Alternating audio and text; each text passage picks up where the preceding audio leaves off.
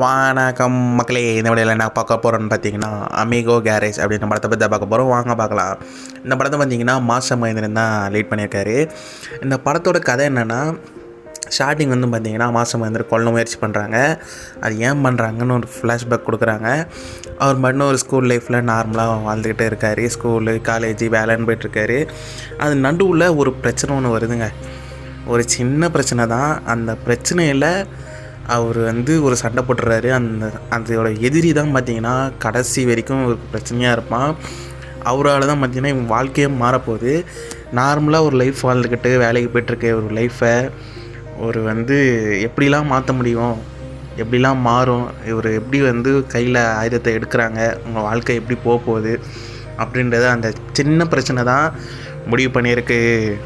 இந்த கதையில் பார்த்தீங்கன்னா இவருக்கு வந்து அமிகோ கேரேஜ்னு பார்த்தீங்கன்னா அமிகோனா ஃப்ரெண்ட்ஸுன்னு அர்த்தமாக.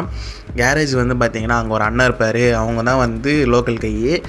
அவர் கூட சேர்ந்து இவங்க எப்படிலாம் கெட்டு போனாங்க, அதே மாதிரி ஜாலியாகவும் இருந்தாங்க. இவங்க ஒரு பிரச்சனை வரும்போது அவங்க என்ன பண்ணாங்க, அவர் கூட இருந்தார் பார்த்திங்களா, இவர் எல்லா நேரத்துலேயும் இவர் கூட பழகினது வந்து எப்படிலாம் போய் சென்றடைஞ்சுது அப்படின்றது தான் இந்த லைஃப்பும் இந்த படத்தோட கதையும். அதுக்கப்புறம் மாஸ்டர் மகேந்திரன் பார்த்தீங்கன்னா ஒரு கையில் ஆயுதத்தை எடுத்து எல்லாரையும் கொல்ல ஆரம்பிச்சிடுறாரு. வந்து ஒரு மண்டை கையாகவே மாறிடுறாப்புல. ஒரு லோக்கல் கை ஒரு வேறு லெவலில் மாறினுங்கிறாப்புல. அப்புறம் ஸ்டார்டிங்கில் ஒரு பிரச்சனை இருந்தது பார்த்தீங்களா, அந்த பிரச்சனை கடைசியில் வந்து திருப்பியும் வந்து முடியும்.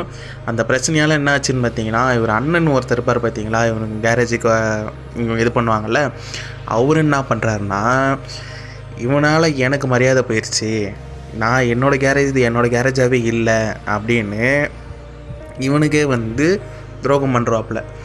துரோகம் எனக்கே பண்ணுறியானா, நான் அவரை கொன்னுட்டு அவர் யோசித்து பார்க்குறது என்னென்னா, இதை நான் நினச்சிருந்தா என்னால் இதை தடுக்க முடிஞ்சிருக்கும், இந்த வாழ்க்கையே போகாமல் நான் இருந்திருக்கலாம், நானும் ஒரு நார்மல் லைஃப்பை வாழ்ந்துருக்கலாம் அப்படின்னு ஒரு நினச்சி பார்ப்பார். எங்கே நான் தடுத்துருக்கணும், எங்கே நான் மாற்றிருக்கணும் அப்படின்றத நினச்சி பார்ப்பார். உண்மையாகவே இந்த கிளைமேக்ஸ் எனக்கு பிடிச்சிருந்ததுங்க. உண்மையாகவே சொல்லணும்னா, ஒரு பிரச்சனைக்குள்ளே நம்ம போகிறதுக்கு முன்னாடி அதை நம்ம நினச்சா அந்த பிரச்சனையிலேருந்து தவிர்த்துருக்கலாம்.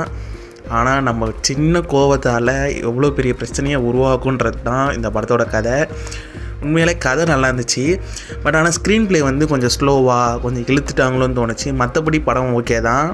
நீங்கள் இந்த படம் பார்த்தீங்கன்னா உங்களுக்கு என்ன தோணுச்சுன்றதை கமெண்ட் பண்ணுங்கள். இந்த வீடியோ பிடிச்சிருந்தா லைக் பண்ணுங்கள், ஷேர் பண்ணுங்கள், நம்ம சேனலை சப்ஸ்கிரைப் பண்ணுங்கள். நன்றி மக்களே.